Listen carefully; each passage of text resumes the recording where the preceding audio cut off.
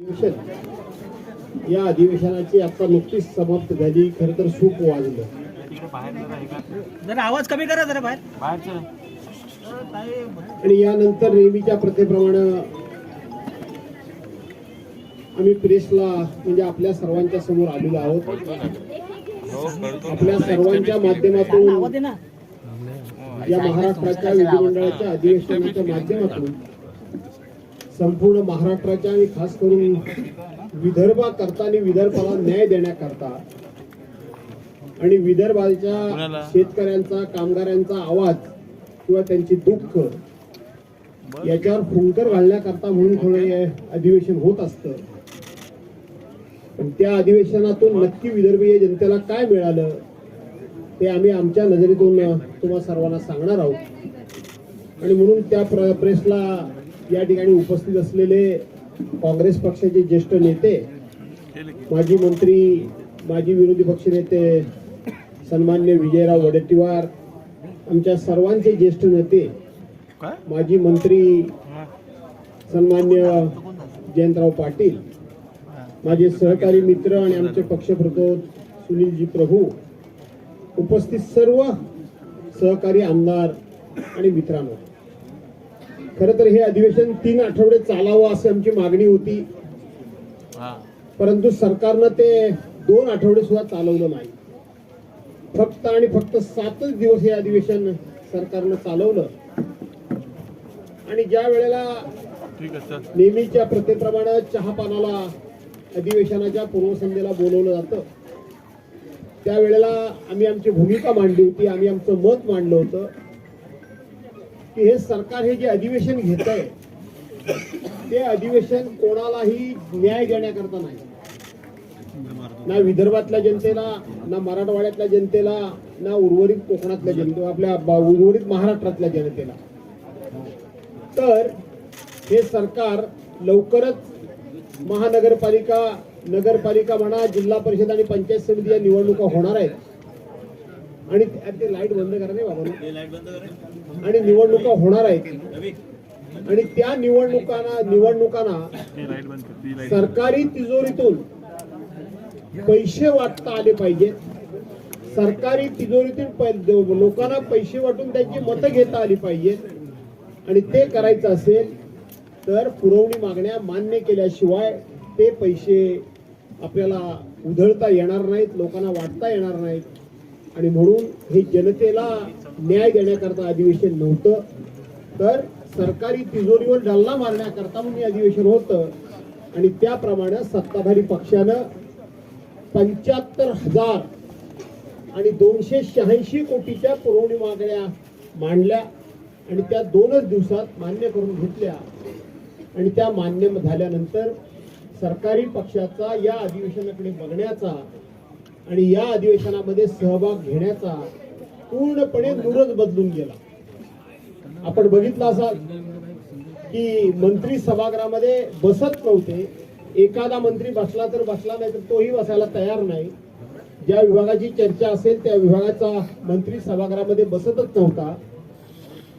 इतकं त्यांचा हेतू साध्य झाल्यानंतर या अधिवेशनाकडे बघण्याचा त्यांचा दृष्टिकोन होता. अधिवेशन किती झालं त्याची आकडेवारी माननीय अध्यक्ष महोदयांनी दिली.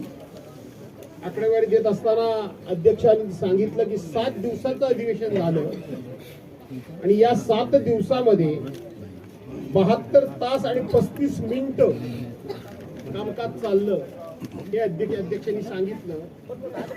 आणि सरासरी रोज 10 तास आणि 22 मिनिटं काम चाललं.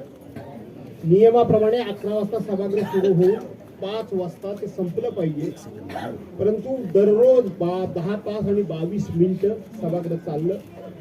यापैकी सभागृहाचा वेळ किती मिनिटं वाया गेला तर फक्त आणि फक्त 10 मिनिटं. तो कोणामुळे गेला? आमच्यामुळे तर नक्कीच नाही गेला, पण फक्त 10 मिनिटं वेळ वाया गेला. याचा अर्थ आम्ही विरोधी पक्षानं या सरकारच्या कामकाजाला किती सहकार्य केलं. आम्ही विरोधी पक्षानं या सत्ताधारी पक्षाकडून जनतेला काहीतरी मिळावं या ठिकाणी आपल्या सर्वांना स्पष्ट होतं. खरं तर 2 चर्चा होत्या 293च्या. मंगळवारी सत्ताधारी पक्षाचा प्रस्ताव आला. आजपर्यंत त्या प्रस्तावावर स्वतंत्रपणे उत्तर मिळालेलं नाही आणि ते प्रस्ताव संपला. गुरुवारी आमचा प्रस्ताव आला. आजपर्यंत त्या प्रस्तावावर आम्हाला उत्तर मिळालेलं नाही आणि तो प्रस्ताव आज संपला. माननीय मुख्यमंत्री महोदयांनी उत्तर जे दिलं ते उत्तर आमचा जो 292चा अंतिम आठवडा विरोधी पक्षाचा प्रस्ताव आहे त्या प्रस्तावाला उत्तर दिलं. याचा अर्थ इतके तास कामकाज चालून सुद्धा मुख्य कामकाजाला काहीही या अधिवेशनामध्ये महत्व दिलं गेलं नाही. इतकं हे सरकार संख्येनं भरपूर असल्यामुळं बेजबाबदारपणे त्या ठिकाणी वागलं. हे आम्हाला तुमच्या सर्वांच्या निदर्शनात आणून द्यायचं.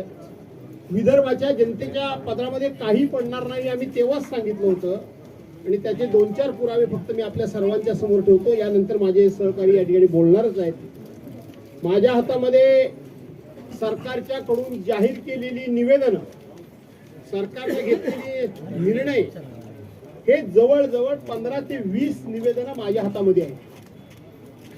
ही 15 ते 20 निवेदनं जी आहेत यातलं एकही निवेदन विदर्भाच्या जनतेकरता घेतलेल्या निर्णयाचं नाही. ही सगळी निवेदनं जी आहेत हे सगळे जे सरकारने निर्णय घोषित केलेले आहेत, जो काय निर्णय घेतला असेल ते सगळे महानगरपालिका डोळ्यासमोर ठेवून महानगरपालिकेशी संबंधित अशा प्रकारच्या सरकारने घोषणा केल्या आहेत. विशेष करून मुंबई महानगरपालिका आणि ह्या मुंबई महानगरपालिकेशी संबंधित अनेक प्रकारचे निर्णय सरकारने घेतलेले आहेत. त्याची निवेदनं पाहिजे तर मी आपल्याला देतो. डिटेल्स मध्ये वाचायला पाहिजे असेल ते सुद्धा वाचतो. नव्या मुंबई महानगरपालिकेचा विषय आहे, ठाणे महानगरपालिकेचे विषय आहेत, पुणे चिंचवड महानगरपालिकेचे विषय आहेत, ते नागपूरचे सुद्धा विषय आहेत. पण सगळ्यात जास्त हे मुंबई महानगरपालिकेचेच विषय या ठिकाणी माझ्या हातामध्ये आहेत. अनेक निर्णय झालेले. याचा अर्थ आम्ही चहापानाला का गेलो नाही, आम्हाला सरकारचा हेतू हा प्रामाणिक नाही याची पूर्ण कल्पना होती. सरकार विदर्भातल्या जनतेला कोणताही न्याय देणार नाही याची आम्हाला कल्पना होती. सरकारला फक्त आणि फक्त पुरवण्या मागण्या मंजूर करून घेऊन ती रेवडी वाटून त्या ठिकाणी त्यांना निवडणुका जिंकायच्या होत्या. आणि ह्या आमचा आरोप त्यावेळेला आपल्याला थोडासा कटू वाटला असेल, पण ज्या वेळेला सरकारने घेतलेले निर्णय आता आपल्या सर्वांच्या समोर आलेत त्यावेळेला आपल्या सर्वांना कळेल की आमचं म्हणणं हे खरं होतं. आज माननीय मुख्यमंत्री महोदयांनी भाषण केलं, उत्तर दिलं. संपूर्ण सभागृहामध्ये एका तरी मंत्र्यानं कुठल्या तरी त्याच्याशी संबंधित असलेल्या विषयासंदर्भामध्ये भाष्य केलं का, उत्तरं दिली का, एखाद्या प्रस्तावावर चर्चा केली का, हा सुद्धा संशोधनाचा भाग आहे. आणि माननीय मुख्यमंत्री महोदयांनी जे भाषण केलं, आपण जरा लायब्ररीमध्ये जा, आपण पत्रकार आहात, आपल्याकडे सगळी ती माहिती असेल. ज्या वेळेला मुंबईला अर्थसंकल्पीय अधिवेशन झालं त्या अर्थसंकल्पातले विषय आणि आज मांडलेले विषय याच्यात काय फरक आहे मला तुम्ही सांगा. सोलर लाईटच्या संदर्भामध्ये त्यांनी सांगितलं की 2030 पर्यंत कसा आपला महाराष्ट्र समृद्ध होणार आहे, 2-2% बिलामध्ये कशी त्या ठिकाणी कमी होणार आहे. त्यांनी अख्ख्या राज्यातले अख्ख्या महाराष्ट्रातले त्या ठिकाणी रस्त्यांचा विषय सांगितला. आमच्या कोकणाचा विषय त्यांनी सांगितला नाही, तो भाग वेगळा. परंतु जे मुंबईमधलं भाषण होतं तेच भाषण या ठिकाणी कॉपी पेस्ट केलेलं भाषण त्यांनी या ठिकाणी केलं असं म्हटलं तर वावगं ठरणार नाही. ना विदर्भाकरता कोणत्याही प्रकारचा त्यांनी या ठिकाणी विषय मांडलेला नाही. जो अवकाळी पाऊस पडला, अतिशय पाऊस पडला, अतिवृष्टी झाली, त्याच्याबद्दल भाष्य सुद्धा केलं नाही. माननीय मुख्यमंत्री महोदयांचं भाषण काढून बघा. त्यांनी हे सांगितलं की 1 जुलै पर्यंत आम्ही कशा पद्धतीनं शेतकऱ्यांची कर्जमाफी करणार, ते जे काही निकष असेल, आमचं धोरण असेल ते आम्ही 1 जुलैला सांगू. काल परवापर्यंत आपण सगळे म्हणत होतो की 30 जूनला ते कर्जमाफी करणार आहेत. आज मुख्यमंत्र्यांचा शब्दशः मी लिहून आणलंय की आम्ही त्या संदर्भामध्ये काय आमची भूमिका असेल, काय आमचं धोरण असेल, काय आमची त्यावेळेची आम्ही करणार आहोत ते आम्ही 1 जुलैला जाहीर करू. याचा अर्थ इथं कर्जमाफीचा पत्ता नाही. लाडक्या बहिणींना 2100 रुपये मिळण्याचं नाव सुद्धा त्या ठिकाणी घेतलं नाही. मुख्यमंत्री कुठली ती परीक्षा वगैरे सकाळी विषय गाजवत होता तो प्रशिक्षण त्याला कुठेही टच केलं गेलं नाही. त्याचबरोबर असे अनेक मुद्दे आहेत की ज्याला अजिबात टच केलं गेलं नाही. आणि म्हणून या ठिकाणी आजचं अधिवेशन हे पूर्णपणे वैदर्भीय जनतेला फसवणं, वैदर्भीय जनतेच्या भावनांशी खेळणं, वैदर्भीय जनतेचा कोणत्याही प्रकारचा आता हा सगळा वैदर्भीय जनता ही आता आमच्याच मागे आहे, त्यामुळं त्यांना गृहीत धरणं अशा अर्थानंच हे अधिवेशन या ठिकाणी गेलं. विरोधी पक्ष म्हणून आम्ही सर्व अर्थानं सहकार्य केलं, परंतु त्या सहकार्याच्या माध्यमातून काय पदरात पडलं हे जर विचार केला तर काहीही पदरात पडलं नाही, एवढंच मी सांगेन. यानंतर विजयराव बोलतील, त्यानंतर तुम्हाला काही प्रश्न विचारते विचार. मुख्यमंत्र्यांनी अंतिम आठवडा प्रस्तावावर केलेलं भाषण माननीय भास्कर जाधव साहेब यांनी त्यावर विस्तृत असं विवेचन केलेलं आहे. मुळात विदर्भासाठी हे अधिवेशन असताना विदर्भातील कुठले प्रश्न सुटले हा खरा प्रश्न होतो. आम्हाला फार अपेक्षा होते की विदर्भातील या प्रश्नाला आम्ही जे मांडले त्या प्रश्नाला न्याय मिळेल.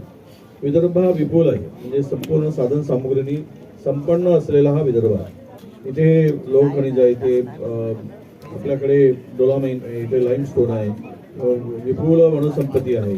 आणि आम्ही काल विचारलो होतो की तुम्ही माननीय मुख्यमंत्र्यांना की हे सरकार स्थापन झाल्यापासून 2014 पासून 2025 पर्यंत सुरुवात केली आणि त्या धरणाचा एंड केला, असं एक तरी धरण त्याचं नाव आपण सांगावं. आकडेवारी मोठी सांगितली. मला वाटतं की संपूर्ण मुख्यमंत्री मोदयांचं भाषण आणि त्याची जर गोळाबेरीज केली तर भारताचं बजेट होईल अशा प्रकारची ती आकडेवारी होती. जर भारताचं बजेट कमी पडेल की काय असं आपण जर सगळ्यांनी ऐकलं असेल तर त्यातून ते होईल. काय आमच्या मागण्या होत्या त्याला वाटाण्याच्या अक्षता घातल्या. मुख्य म्हणजे आमच्या मागण्यापेक्षा विदर्भाच्या विकासासाठी विदर्भाच्या जनतेला जे आवश्यक आहे ते मागितलं. आम्ही धान उत्पादक शेतकऱ्यांना 20,000 रुपये बोनस मागितला, त्याचा कुठेही पत्ता होता. आम्ही सोयाबीनच्या शेतकऱ्यांसाठी 2,000 रुपये प्रति क्विंटल बोनस मागितला, त्याचाही काही कुठे त्यांनी उल्लेख केलेला नाही. आणि विशेष म्हणजे विदर्भामध्ये संत्रा मोसंबीला मार्केट नाही, त्यावर त्यांचा कुठे उल्लेख केलेला नाही. त्यांना मार्केटची हमी आणि बांगलादेशमध्ये जो आपला संत्रा जातो त्यावर जे काही निर्यात ड्युटी लावली आहे त्यावर आपला संत्र्याला मार्केट मिळत नाही, त्याच्यावर कुठलंही भाष्य केलं नाही. प्रक्रिया केंद्रावर भाष्य झालं नाही. आणि विदर्भातल्या शिक्षकांचा बॅकलॉग मोठ्या प्रमाणात आहे. विदर्भातील सिंचनाच्या संदर्भातले मोठे प्रश्न आहेत. आणि एकूणच कापूस उत्पादक शेतकऱ्यांचे प्रश्न आहेत. त्यांना जे कापूस आहे तो कवडीमोल भावाने विकला जातोय, जे निकष लावले जात आहेत, जे काही अटी शर्ती सीसीआयने लावले, त्यामुळे आता शेतकऱ्यांकडे कापूसच उरला नाही. तो सगळा कापूस व्यापाऱ्यांनी खरेदी केल्यानंतर मात्र 23 क्विंटलची पर हेक्टरी घोषणा झाली, म्हणजे व्यापाऱ्यांचा फायदा या निमित्तानं करतो. सोयाबीनच्या संदर्भात मोठ्या प्रमाणामध्ये मॉइश्चर जास्त असलेला किंवा भिजलेला सोयाबीन जास्त सगळं रिजेक्ट केला जातो. तो बाजारामध्ये 3,500-4,000 रुपयांनी शेतकऱ्याला विकावं लागतं, कारण खरेदी केंद्रावर तो स्वीकारला जात नाही. ही भयानक परिस्थिती शेतकऱ्यांची या संदर्भात आहे. मुख्यमंत्र्यांनी घोषणा खूप केल्या डावोसमध्ये झालेल्या मागच्या वर्षीच्या घोषणा, त्याचा उल्लेख माननीय आमचे भास्करराव जाधव यांनी केला. तुम्ही जर पाहिलं तर मागचं भाषण आणि आत्ताच्या ह्याच्यामध्ये काही फरक नाही, फक्त शब्दांचा खेळ केलेला आहे. आणि हे 7 दिवसाचं अधिवेशन म्हणजे वांजोट अधिवेशन याचा उल्लेख करावा लागेल. वांजोट ज्याला काही निष्पत्ती नाही, काही निष्पत्ती नाही आणि नाही कुठला ठोस निर्णय, या अधिवेशनाची फलश्रुती आता आम्हाला दिसते आहे. मला त्याचा विस्तृतपणे माननीय भास्कर जाधव साहेबांनी उल्लेख केला. एक विशेष सांगतो आपल्याला की शिक्षक भरतीच्या संदर्भात शाळा बंद पडल्याच विदर्भाच्या, आणि इथे झालेला आयडी शालांत घोटाळा त्यावर काही होईल असं वाटत होतं. काल परवा आपण पाहिलं की 2 अधिकाऱ्यांना पुन्हा अटक झाली. हा प्रचंड मोठा घोटाळा आहे, याची संत गतीने चौकशी सुरू आहे. आम्ही अंतिम आठवड्यावर जे प्रश्न उपस्थित केले एकाही प्रश्नाला उत्तर दिलं नाही. महिला आणि मुलीवरील अत्याचारामध्ये आकडे सांगितले नाही, ते आम्ही किती महिला शोधतो आहोत एवढंच सांगितलं. आज गुन्हेगारांचा आलेख वाढलाय, त्यांनी ते मान्यच केलं की आणि ड्रग्समध्ये आम्ही फक्त ड्रग्स शोधतो आहोत, आम्ही सक्षम यंत्रणा उभी केली आणि त्यामुळं हे पकडले जात आहे. हे पकडले गेले एवढे आहेत, पण ह्या ड्रग्सच्या विळख्यात महाराष्ट्र सापडला आहे, त्यावर कुठली ठोस अशी उपाययोजना नाही. येतो कुठून ड्रग्स एवढ्या मोठ्या प्रमाणात. आणि याचे लिंक कुठपर्यंत आहे, मुख्य आरोपी यामध्ये जे आहेत ते का पकडले जात नाही आणि पूर्ण पिढी उद्ध्वस्त होत आहे, युवा पिढी